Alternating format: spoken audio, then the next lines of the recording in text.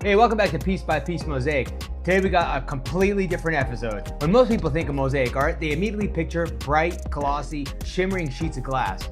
Glass is crisp, it's vibrant, and it snaps with a clean, satisfying click. But today we're leaving the glass behind and we're stepping into the ancient world of natural stone. For the mosaic we're going to be working on, we're going to use real marble tiles to create a fine mosaic portrait of one of the most legendary statues in human history. Of me. No, I'm just joking. It's the head of Michelangelo's David. Working with marble is completely different than working with glass. And if you treat it the same way, you're gonna run into a lot of frustrations.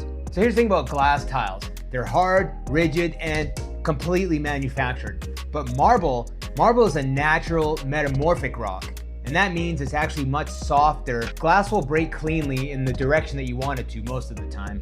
Whereas marble, because it's softer, it's more crumbly. When you squeeze your nippers into glass, the pressure builds up and it snaps cleanly along a fracture line. But when you apply the same pressure to marble tile, the stone is compressed.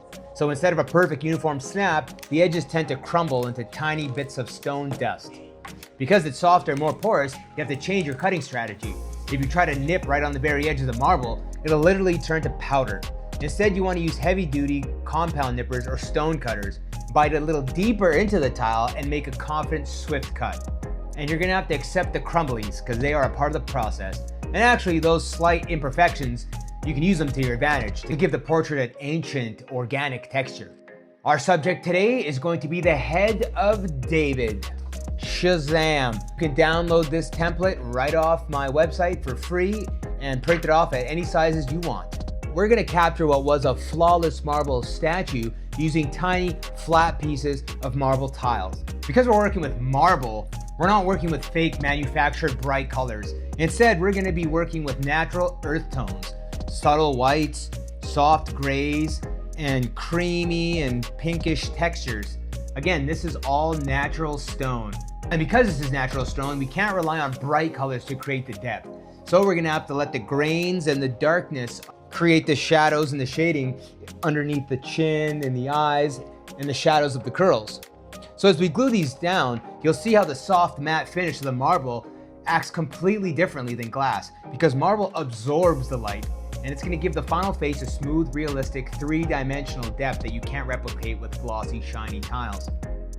Don't forget to let me know in the comments if you prefer to work with clean snaps of glass or the raw texture of stone. So smash that subscribe button, hit that like button, and let's get to the build. Now you might be thinking to yourself, these colors look pretty dull, but what happens when you varnish them or get them wet afterwards, the colors really pop out. For example, here's this black tile and it looks more gray than it looks black, but as soon as I get it wet, that's black. So once the design is all finished and complete, then we'll put a clear coat over top and that will make all the colors pop out. This is a green tile. Doesn't look that green now, does it? But once you get it wet, that looks like a really pretty green. So again, these are all natural materials. We're not gonna get the same pops of color that we get out of the glass man-made stuff. So we're gonna really have to wait till the end to see the real true colors of this marble pop out of the piece. So I'm gonna change the camera angle and I'm gonna show you guys how you can use the template the same way I'm gonna use the template. I've printed out this template. First I was gonna use glass tiles and make this out of glass, but I figured this is too epic of a mosaic, so I think I'm gonna make this one out of marble. I had this colorful template at first that I've made. You can also get this online. And I have broken down the colors 1 to 8 here. Instead, I turned it into a blue tone here. And what we're gonna do instead is use the 8 colors from the marble tiles. So for example, this will be number 1. This color will be number 2, 3, so on and so forth. So I'll follow my guide and depending on which color is where, that is exactly where I'm going to put the colored tiles. Again, it's like a paint by number situation, right? You look at where you need the color. If the number 1 is red, you see the red here, you see the red here, that's where I'm gonna put the number 1 colored tile.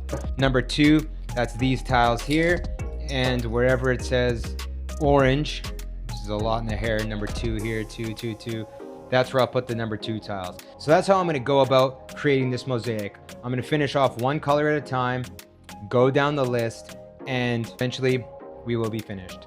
It's gonna take me a while, and this will also be the studio session for the next couple episodes. I'm gonna use my nippers, and I'm going to use my E7000 glue, marble tile, and then we're gonna grout it with, I'm thinking, a light gray. Now I'm gonna keep my gaps super, super close. I'm gonna literally put the tiles right next to each other, and it's gonna be great. So follow along and you'll learn something new because we're gonna be working with marbles today. You guys have seen me do this a bunch of times before, but I'm just gonna take my marker here and go and mark off anywhere on this image where it's red.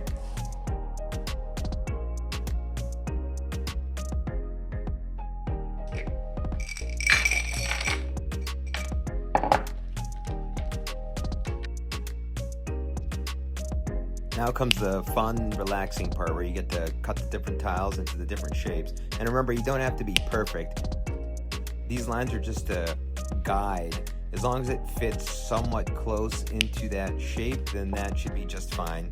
Don't try to be a perfectionist unless you are a perfectionist, but as long as it fits somewhat into the designated space there, it's gonna look just fine, especially once the tiles next to it come into place and you start filling in the gaps with grout, everything comes together. So don't stress too much about how perfect everything looks right off the bat, because 9 times out of 10, you won't even notice these little imperfections once your mosaic is complete.